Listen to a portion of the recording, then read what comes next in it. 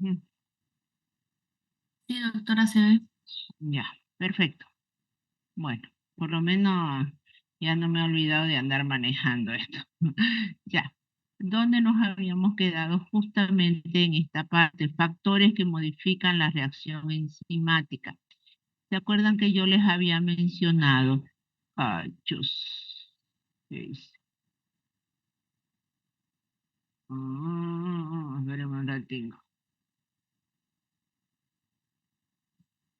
Salí. mm, Allá. Todo por incluir. Ya. Les había mencionado que cuando se habla de la velocidad, que una enzima aumenta la velocidad de una reacción, no se refiere a como nosotros conocemos la velocidad de comúnmente, ¿no? Kilómetros recorridos por tiempo, sino esto se refiere a lo que corresponde, ay, otra vez,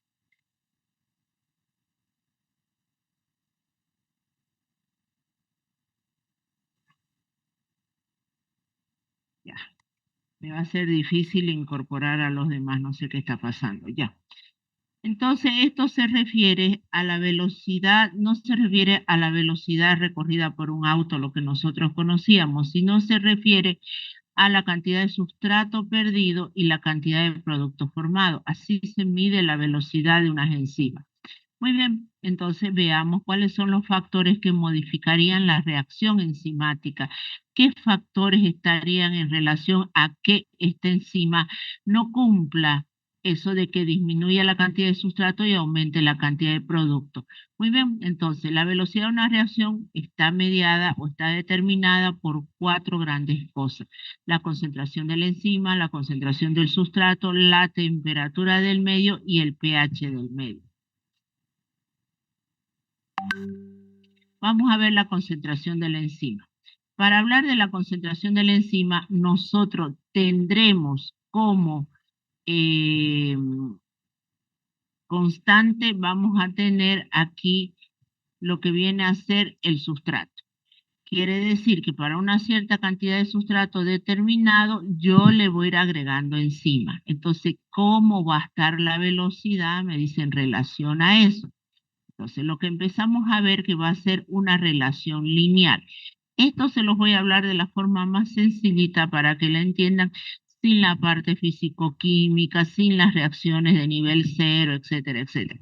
Entonces, usted tiene una concentración de sustrato establecida, una cantidad de sustrato.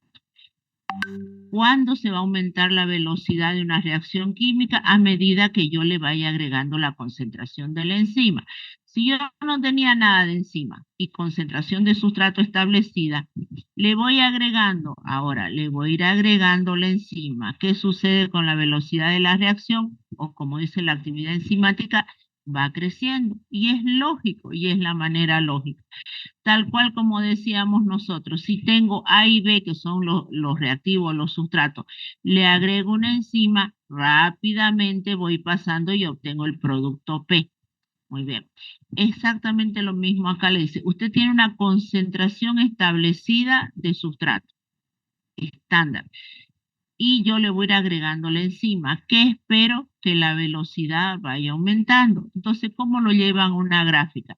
Existe, dice, una relación lineal entre la velocidad de la reacción y la concentración de la enzima. A medida que le voy agregando la enzima, la velocidad va a aumentar. Muy bien, eso es lógico. Ahí no hay mucha complicación. La complicación viene que es realmente lo que ocurre en nuestro cuerpo, que es la concentración de sustrato, yo la voy variando frente a una cierta cantidad de enzima. Y eso es lo lógico. Lo que nosotros variamos, por ejemplo, es: hoy consumí una gran cantidad de hidrato de carbono, entonces tengo el sustrato necesario para una gran vía metabólica que es la glucólisis y me genera energía. ¿Sí? Para una determinada cantidad de enzima, que es la que nosotros tenemos en el cuerpo, lo que ahora vamos a variar es el sustrato. ¿Qué me dice y cómo se expresa esta concentración? Ahora, fíjense que a medida que yo le voy agregando sustrato para una cantidad de enzima determinada, miren ustedes, ahora le voy agregando para una concentración de sustrato, obviamente establecida, ahora le voy agregando la enzima.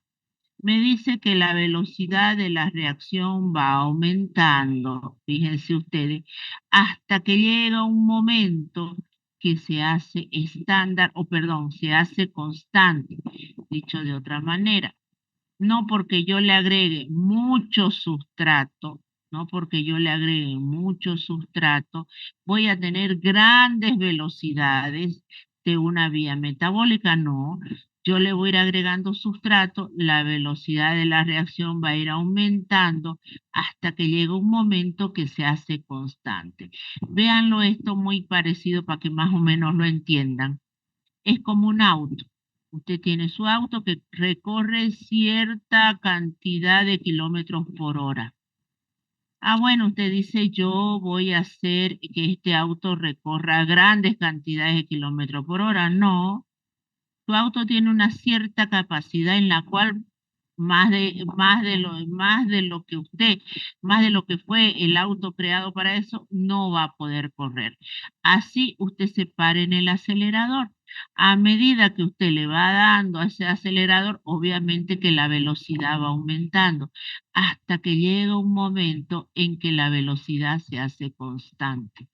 No se va a aumentar más esa velocidad y se hace constante por más que usted se pare sobre el acelerador. Lo mismo me dice aquí. Para una cierta concentración de sustrato, yo le voy a ir agregando enzima y la velocidad de la reacción va a ir aumentando. Un ratito. La velocidad de la reacción va aumentando hasta que llega a hacerse constante y me dice que esa es la velocidad máxima. Sin embargo, apareció algo muy característico en todas las enzimas cuando se veía esta gráfica que me expresaba la famosa Km o la constante de Michaelis. ¿Por qué se llama la constante de Michaelis o la constante de Mitchell, como también le suelen llamar a algunos? Es a raíz de que la investigó y él decía así: para una cierta cantidad de sustrato establecido, yo alcanzo la mitad de la velocidad media. A eso le llamó la constante de Michaelis. Y esta constante es un valor fijo y establecido para cada enzima, tan parecido como la huella de nosotros. Nosotros tenemos una huella digital única y característica de cada uno. Entonces, encontró que la constante esa, que se llama constante de Michaelis por su descubrimiento, era como una huella digital de cada enzima. Me permitía identificarla. ¿Y qué me decía? Cuando yo alcanzo la mitad de la velocidad máxima o corresponde a la concentración de sustrato cuando se alcanza la mitad de la velocidad máxima. Y esa constante de Michaelis es actualmente la manera de identificarla. Veámoslo aquí. Otra vez para atrás. Uy, no, para atrás. Ay, se me está yendo para adelante. Ya, otra gráfica. Aquí está. La constante de Michaelis es aquella que me dice, cuando alcanzo para una cierta concentración de sustrato, yo alcanzo la mitad de la velocidad máxima, esa es la constante de Michaelis. Es única y característica de cada enzima.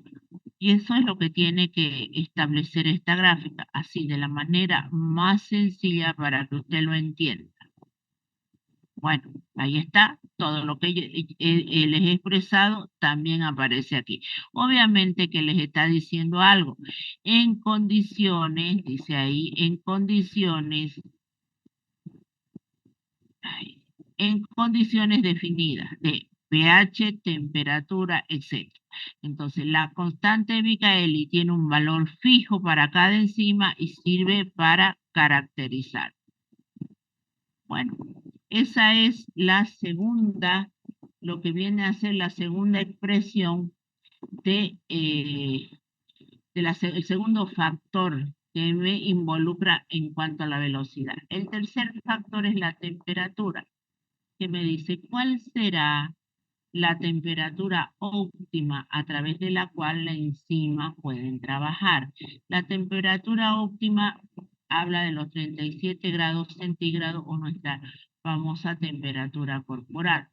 Aumentos de temperaturas superiores a 40 grados, ¿a qué me va a llevar? A una desnaturalización, vale decir rompimiento de la estructura.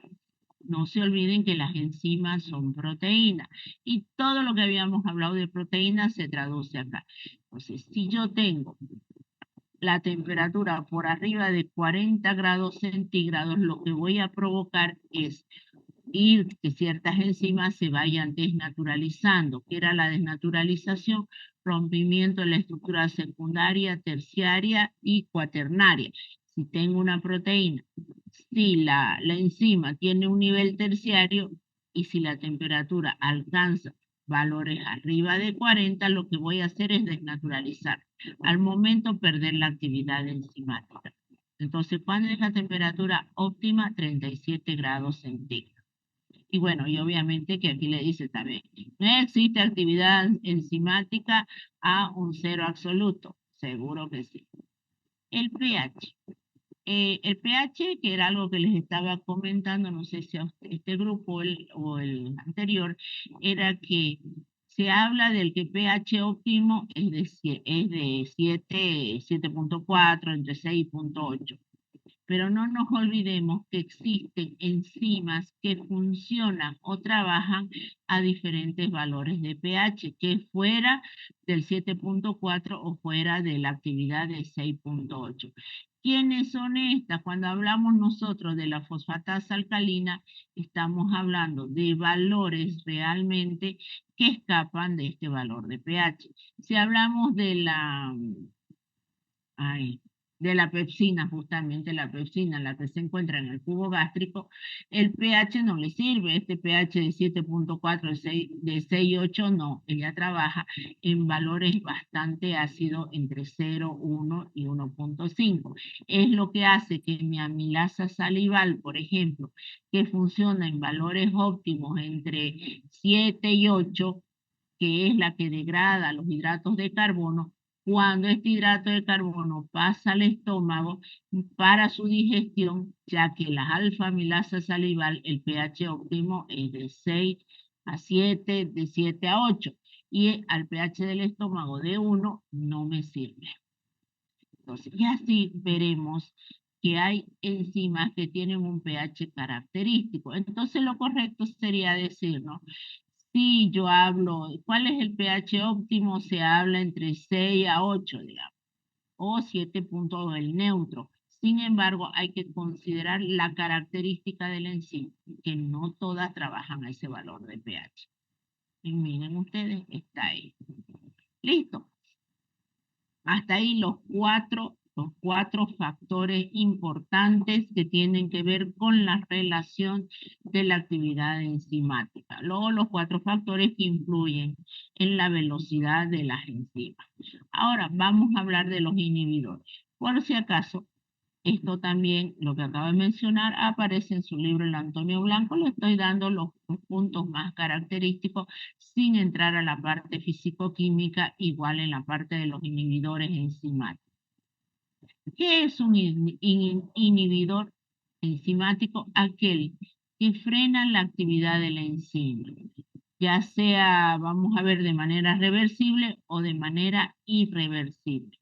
Entonces uno se pregunta y dice, ¿será que hay algo que me pare la actividad de una enzima? ¿Será que realmente existe algún compuesto químico que haga que mis enzimas no cumplan su función? Sí, y hay varios. Y va a depender de que si el inhibidor va a ser reversible o irreversible. Bueno, veamos los inhibidores de tipo irreversible.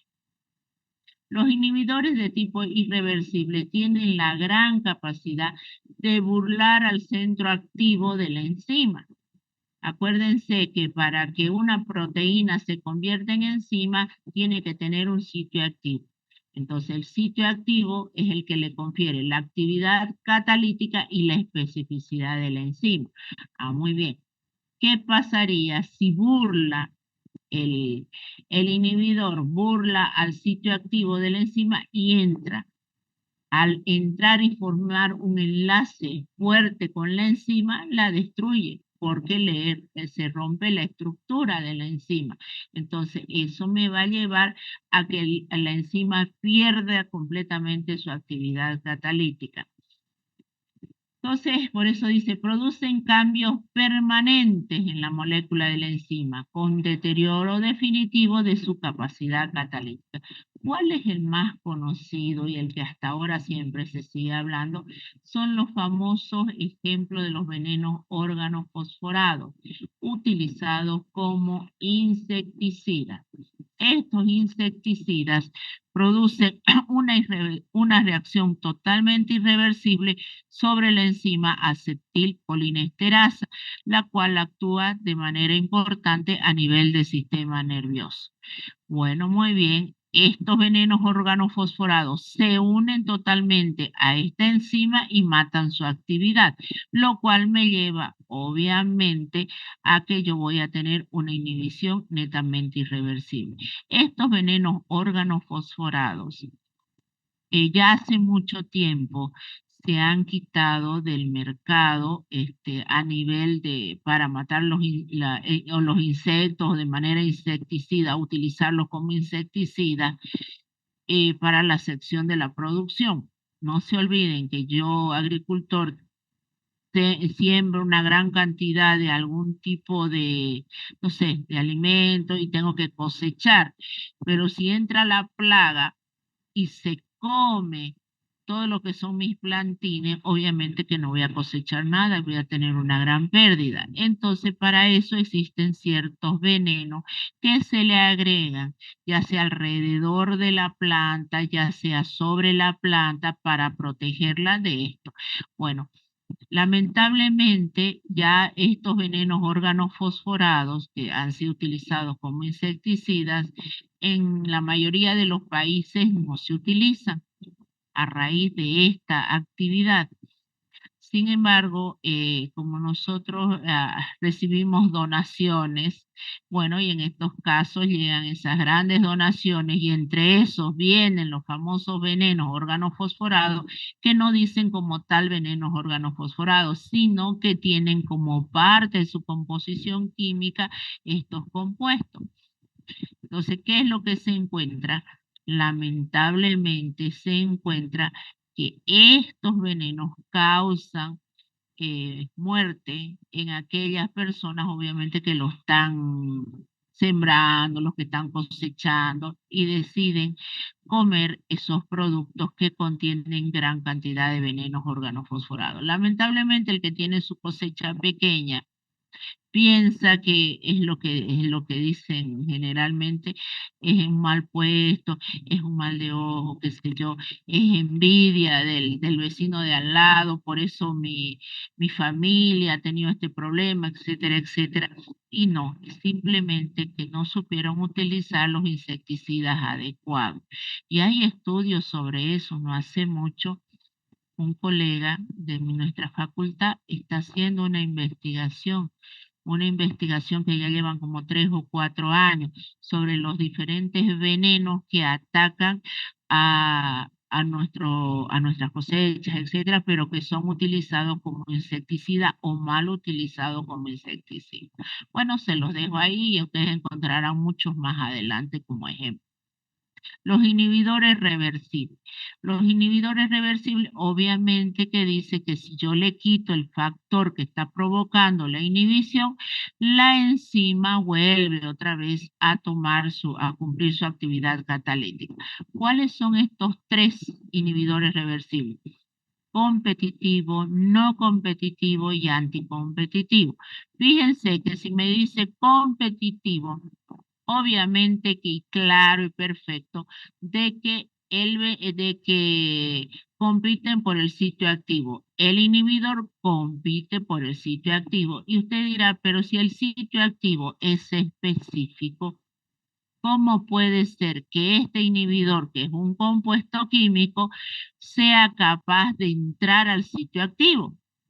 Lamentablemente, el que va a entrar al sitio activo tiene una estructura muy similar al sustrato. Entonces, ¿qué hace ese inhibidor? Burla totalmente a la enzima, entra al sitio activo y ocupa ese sitio activo en vez de que entre el sustrato. ¿Cómo yo hago el efecto para que vuelva? Inicialmente tengo que aumentar la cantidad de sustrato. Al aumentar la cantidad de sustrato, lo que yo estoy consiguiendo es ganar el sitio activo en vez del inhibidor. Entonces, eso se llama inhibidores de tipo reversible. Bueno, aquí está, compiten, tengo el sustrato y tengo el inhibidor. El sustrato no puede entrar al sitio activo porque el inhibidor gana el sitio activo. Entonces, ¿cómo logro que sea reversible aumentando la concentración de sustrato? Estos inhibidores competitivos, entonces, ¿qué van a lograr? La velocidad máxima no cambia, pero sí la constante de Michaelis. ¿Por qué? Porque yo voy a necesitar mayor concentración de sustrato para alcanzar la mitad de la velocidad media. Entonces, miren aquí, bueno, si la pueden entender un poco las gráficas. Entonces, esta me dice que es sin inhibidor y esta es con el inhibidor, de tal manera que la velocidad no me va a cambiar. Lo que me va a cambiar es la constante de Michaelis. Ven que aquí aumenta la concentración de sustrato para yo poder alcanzar la actividad catalítica. Ahí tenemos. No es más. Para nosotros no nos sirve más que esto, claro y sencillo. Los inhibidores no competitivos, ¿qué me dice? Así como su nombre dice, no le interesa el sitio activo. No, ellos se van a unir a la enzima en otro lugar completamente diferente. Miren ustedes, este sustrato ingresa al sitio activo y este es el inhibidor. El inhibidor calza en la enzima en otro sitio. ¿Qué se imaginan ustedes que va a provocar ahora sobre la actividad enzimática? Va a provocar que la actividad catalítica se haga lenta. Es como si usted tuviera que caminar con una gran mochila en la espalda que lleva 10 libros. Su actividad o su caminar se hace lento. Lo mismo sucede acá. Este inhibidor, ¿qué es lo que va a provocar? Va a disminuir la velocidad máxima sin modificar la constante de Michaelis. Si la constante de Michaelis es la concentración de sustrato necesaria para que se alcance la mitad de la velocidad máxima, eso es, me dice esto. ¿Se va a modificar? No, porque la concentración de sustrato, si ustedes, otra vez, si ustedes ven, el sustrato ingresa, no nadie le quita su sitio activo. El problema es que este inhibidor, que puede ser una molécula grande y pesada, se une en otro sitio activo, lo cual me va a llevar a que la actividad de la enzima se haga lenta. Si yo quiero volver a restablecer esto, tendría que quitar el inhibidor. ¿Sí? Aunque, como dice acá, su efecto no puede revertirse aumentando la concentración de sustrato, claro, como en el otro se revertía aumentando la concentración de sustrato. De nada le sirve si yo aumento la concentración de sustrato, aquí la enzima no pasa nada. Sin embargo, lo ideal sería quitar la concentración del inhibidor. ¿Para qué? Para que la actividad catalítica continúe y la velocidad se vuelva constante. Muy bien, entonces disminuye la mitad de la velocidad máxima y no disminuye la constante de Michaelis.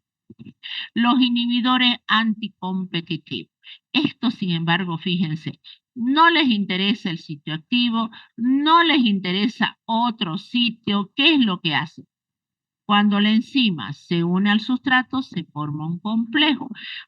¿Qué hace el inhibidor? Viene y justo se pone encima. Impide que la enzima y el sustrato rápidamente salgan y se conviertan en producto. Lo que le está interesando es el complejo enzima-sustrato. ¿Qué va a provocar eso? Va a provocar, van a reducir la constante de Michaeli y va a reducir la mitad de la velocidad máxima.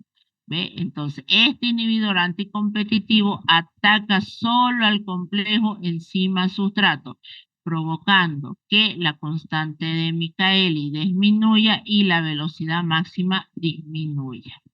¿Está bien? Entonces, ahí están los tres tipos de inhibidores. Lo más característico para ustedes, perdón, lo más característico, lo principal, lo básico que tienen que manejar. De repente usted dirá ahora, ¿y para qué yo tengo que aprender esto de los inhibidores? Ya venía haciendo mucho esfuerzo para entender que la enzima se une al sustrato, que cómo pasa la catálisis enzimática, pero ¿para qué los inhibidores? La respuesta está acá. Efecto clínico de los inhibidores. De repente, usted que está llevando farmacología, en algún momento de eso, escuchó sobre el uso terapéutico de ciertos medicamentos bajo la actividad de una enzima afectada y qué de tipo inhibición va a tener. Por ejemplo, la lovastatina, un medicamento que actúa para bajar el nivel o tiene su uso en aquellos pacientes que tienen gran concentración de colesterol en sangre. Entonces, ¿sobre quién va a actuar esa enzima? Va a actuar sobre la HMG, coenzima A reductasa. El inhibidor, vale decir, la droga actúa, o esta enzima actúa, perdón, sobre la droga y vamos a tener un tipo de inhibidor competitivo. Aquí tenemos todos los el tipo de droga que actúan sobre estos tipos de enzimas a nivel de cáncer. Unos son de nivel irreversible, otros son competitivos. La famosa, a ver, la aspirina que ustedes sí la conocen, es un antiinflamatorio y cómo provoca ese proceso de antiinflamatorio. Lo que hace es atacar a la ciclooxigenasa, una de las primeras enzimas que hace todas las cascadas del proceso de inflamación, y la inhibición es de tipo irreversible. ¿Está bien? Una famosa aspirina que tiene uso desde hace mucho tiempo. Entonces, y esto es un listado pequeño, simplemente para que usted vea el uso clínico de los inhibidores. Algunos provocarán inhibición irreversible, otros serán competitivas, anticompetitivas, etcétera. Lo cual, que cuando llegue a farmacología, le va a permitir por lo menos identificar de qué está hablando.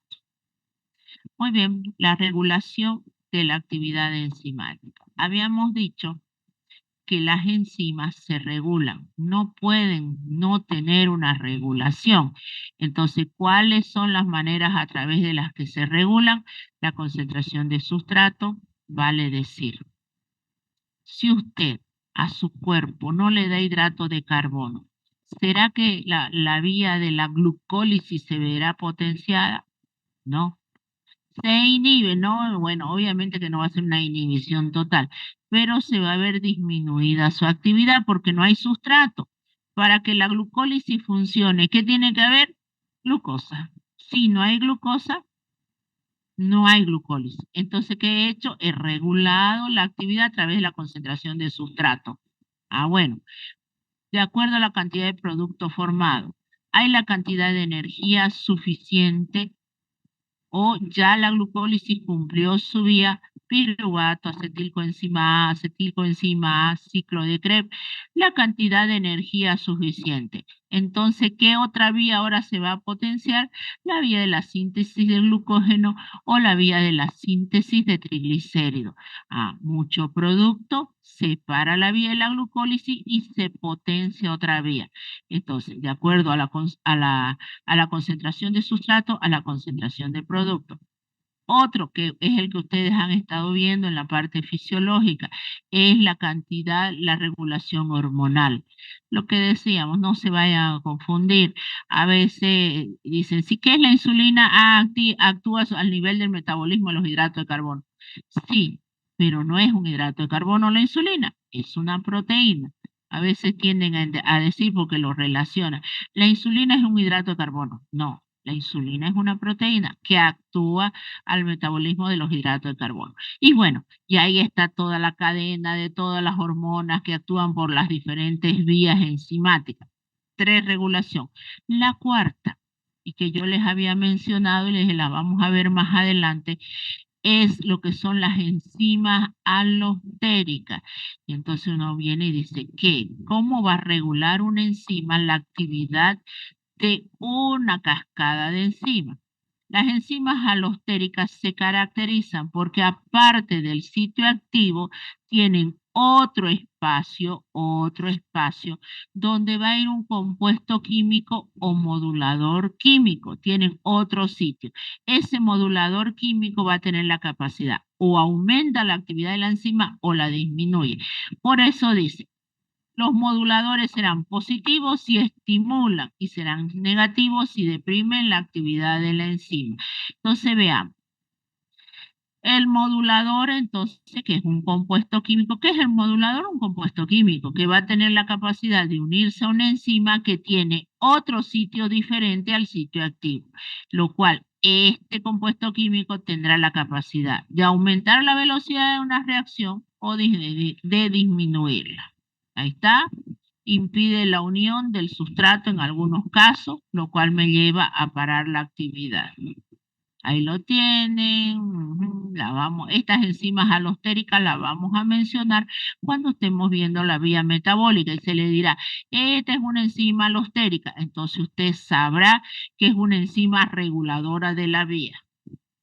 Muy bien, eso es lo que nos interesa de lo que viene a ser las enzimas alostéricas.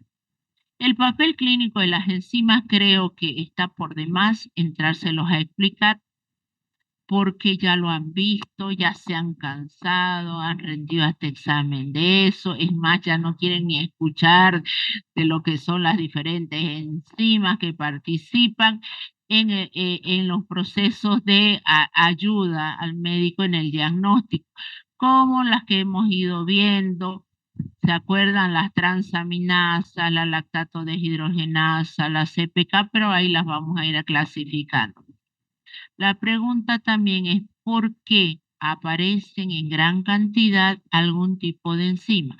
Puede ser por un proceso de necrosis, rompimiento, destrucción celular, lo cual me lleva a que las enzimas que eran característicos de ese tejido, las células pasen al torrente sanguíneo en gran cantidad. ¿Cuál es la que hemos visto? Infarto de miocardio, la hepatitis viral.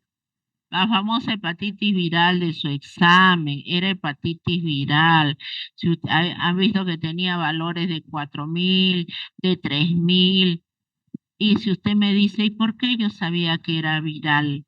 No podía haber sido otra cosa, porque ahí abajo decía encima, abajo de un comentario, se le había realizado estudios para hepatitis A, B, C, etcétera.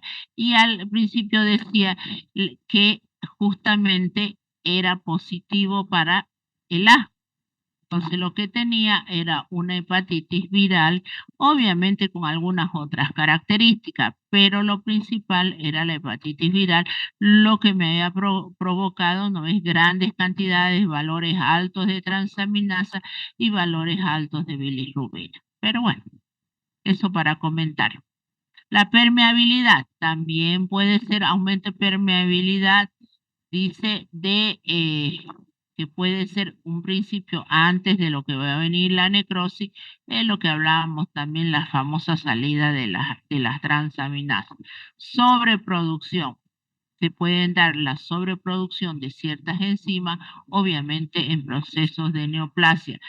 Menor eliminación cuando hay obstrucción, entonces lo cual me me impide la salida de las enzimas. Incremento de células inflamatorias. Ah, bueno, eso se da en los líquidos como pleurales, acíticos, exudados, etcétera, que son pruebas de laboratorio que también se realizan para identificar si lo que se está saliendo es un exudado, qué es el líquido que se está investigando. Creo que eso lo ven en bacterias.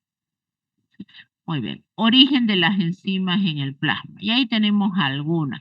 Algunas aparecen directamente en plasma, otras son secretadas, otras son del metabolismo celular. Y aquí se le pone algunos ejemplos de esas enzimas. Enzimas de uso diagnóstico. Ahí tienen un listado. Muchas de ellas ya las conocen. Por eso le decía, ya yo sé que están cansados de ver todas estas enzimas, pero ahí está la enzima y su funcionalidad o su uso diagnóstico. A las famosas enzimas del perfil cardíaco, ¿se acuerdan? Ahí están los cuando aparecen, etcétera, que me van a permitir monitorizar, dice, la mejoría del paciente o valorar la magnitud de la lesión. Esto era lo importante, los días en los cuales los picos aparecen máximo y va desapareciendo la enzima. Bueno, las isoenzimas es otro término que ustedes tienen que manejar. Fíjense su concepto. Son enzimas, tienen distinta estructura molecular, aunque su función biológica es similar, muy similar. Estas diferencias de estructura se traducen en ligeros cambios en sus propiedades, ligeros cambios, de forma que cada isoenzima se adapta perfectamente a la función que debe realizar. Así, podemos observar las siguientes isoenzimas, de las cuales algunas la conocen. Isoenzima, que me va a permitir estar o establecer en el tipo de tejido de que estamos hablando, del compartimiento celular donde actúan y del momento concreto del desarrollo del individuo. Vale decir, son isoenzimas características de ciertas etapas que esas generalmente no se las cuantifica en laboratorio. Aquí lo mismo, el concepto, que es lo básico que tenemos que manejar, y me habla de las isoenzimas de la lactato deshidrogenasa. ¿Se acuerdan cuando se decían cuáles son las enzimas, por ejemplo, que favorecen en el perfil cardíaco? Aparecía la lactato deshidrogenasa, pero también se decía cuál es la enzima, no hablamos de isoenzima, cuál es la enzima, una de las enzimas que contribuye al perfil cardíaco, la lactato deshidrogenasa. Pero si usted iba a la función hepática también decía cuál es la enzima que puede contribuir a medir la actividad hepática o la función hepática. Hablábamos también de la lactato deshidrogenasa. Y el hecho es por lo siguiente, miren, la lactato deshidrogenasa, la de tipo naranja, es esta. La de tipo 3, fíjense que todo a nivel de hígado. Todo a nivel de hígado, ¿cuál es? La lactato deshidrogenasa de tipo 3. Si vamos a partir del miocardio, miren ustedes, tenemos la lactato deshidrogenasa de tipo 1, estoy hablando de las isoenzimas, la lactato deshidrogenasa de tipo 2, de tipo 3, de tipo 4. Entonces usted dirá, ¿pero y por qué no me cuantifican en el laboratorio si yo quisiera solamente de hígado? ¿Por qué no me cuantifican la lactato deshidrogenasa de tipo 1? Porque hacer esa cuantificación, ese seguimiento, lleva a, como quieren decir, a un estudio un poquito más profundo, un estudio un poquito más costoso. Entonces, lo único que se hace es se cuantifica la general, la lactato deshidrogenasa. Entonces, si usted está viendo que en su paciente muchas cosas son de orden hepático y está analizando que efectivamente esta enzima, la lactato deshidrogenasa, le va a ayudar o va a contribuir con su diagnóstico, la pide ahí. Pero la que le cuantifican es todo. No le cuantifican solamente la lactato deshidrogenasa de tipo 3. ¿Está entendido? Solamente se cuantifica el todo. A diferencia de mismo, a diferencia de lo que viene a ser la creatina fosfoquinasa. La creatina fosfoquinasa, si bien existe en las tres isoenzimas BB, MB y MM, si el laboratorio le puede cuantificar la creatinquinasa o fosfoquinasa de tipo MB. No le cuantifica la BB y no le cuantifica la MM. Sí le cuantifica la MB, que es característica del músculo cardíaco. Pero si el laboratorio no tiene y solamente tiene el CPK, creatinfosfoquinasa, CPK, ¿qué quiere decir? Que están las tres. Y si ya apareció alto de alguna manera con su clínica, usted puede corroborar que hay un problema a nivel cardíaco. Porque esta, sí, son las tres, ¿no? Pero si se le aumenta el total y se ve que la clínica está en relación, entonces usted sabe que el que está alterado es el MB. Ah, pero el laboratorio sí cuenta con la CPK-MBA, bueno, pues mejor para usted. Le está cuantificando esta isoenzima y le está diciendo que esta es característica del músculo cardíaco. ¿Está bien? Entonces, pero, como dicen, no hay la MB, no se haga problema. Pide la CPK, nomás que de seguro si está aumentada y usted está seguro que también la alteración viene por este lado, no hay problema. Tranquilamente puede contribuir a su diagnóstico. Listo. Bueno, ¿qué horas son? Me falta entonces, espérenme un ratito.